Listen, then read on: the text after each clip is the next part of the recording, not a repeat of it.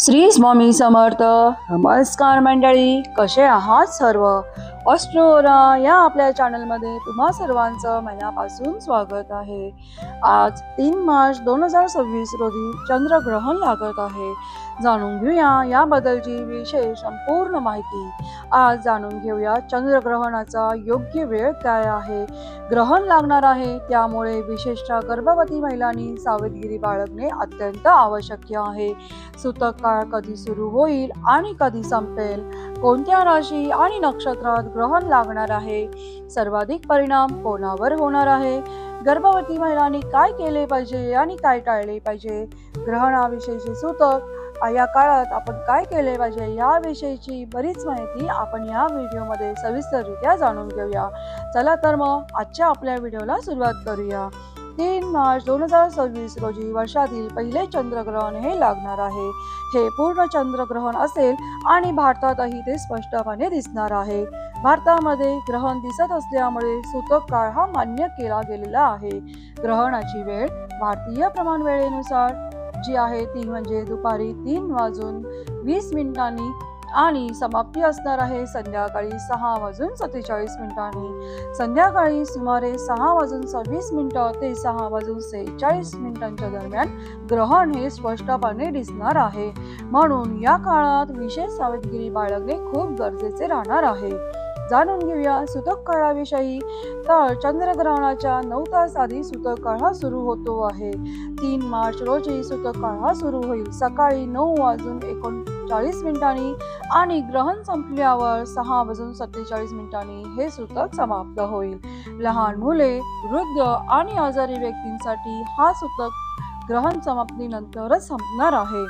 जाणून घेऊया ग्रहण कुठे कुठे दिसणार आहे. तर हे चंद्रग्रहण संपूर्ण भारतात दिसणार आहे.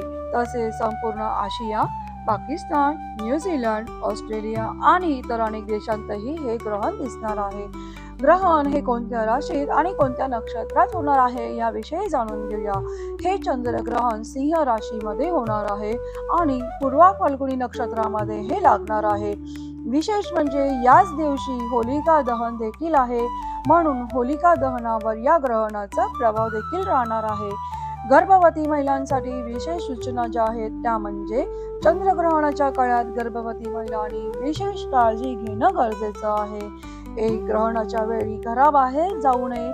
2. चाकू, सुई, कात्री यांसारख्या धारदार वस्तू अजिबात वापरू नये. 3. शक्यतो पूर्ण विश्रांती घेणे हे गरजेचे राहील.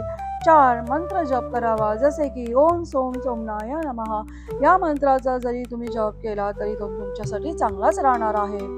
ग्रहणाच्या काळात अन्न बनवू नये आणि ते खाऊही नये असे मी तुम्हाला इथे विनंती करते आहे.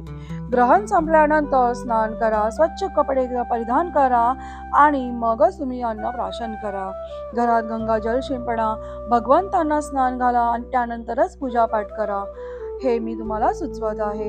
ग्रहण काळामध्ये काय केले पाहिजे याविषयी माहिती जाणून घेऊया.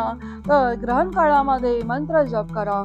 ओम नमः शिवाय या मंत्राचा जप सतत केल्यास त्याचा तुम्हाला नक्कीच फायदा होईल आणि ग्रहणाचा तुमच्यावर वाईट परिणाम होणार नाही.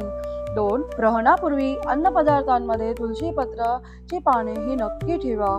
3. ग्रहण काळात कोणतेही अन्न ग्रहण करू नका, शक्यतो ते पूर्णपणे टाळा. 4. कोणतीही नवीन वस्तू तयार करू नका किंवा ती घरामध्ये आणू नका. हे चांगले नसणार आहे ह्या ग्रहण काळामध्ये.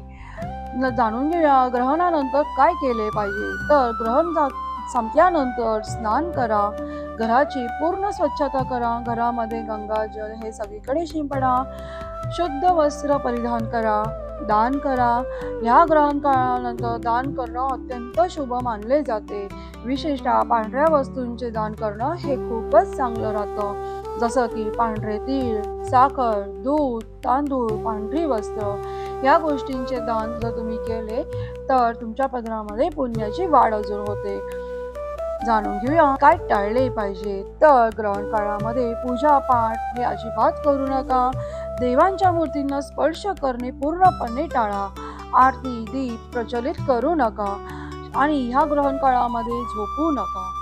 कोणतेही शुभ किंवा मांगलिक कार्य हे अजिबात करू नका, जसे की साखरपुडा, गृहप्रवेश, नवीन गुंतवणूक इत्यादी ह्या ज्या गोष्टी आहेत ह्या ग्रहण काळामध्ये अजिबात करू नका. जर तुम्हाला ही माहिती उपयुक्त वाटली असेल तर व्हिडिओला लाईक करा, कमेंट करा आणि तुमची राशी मला नक्कीच लिहून पाठवा.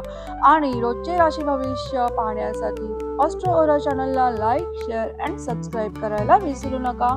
आणि हो, बेल आयकॉनवर नक्की क्लिक करा. चला तर मग पुन्हा भेटू एका नव्या व्हिडिओमध्ये. श्री स्वामी समर्थ. कृपा ठेवो. आपला दिवस शुभ जाओ. व्हिडिओ हा संपूर्ण पाहिल्याबद्दल मनापासून धन्यवाद.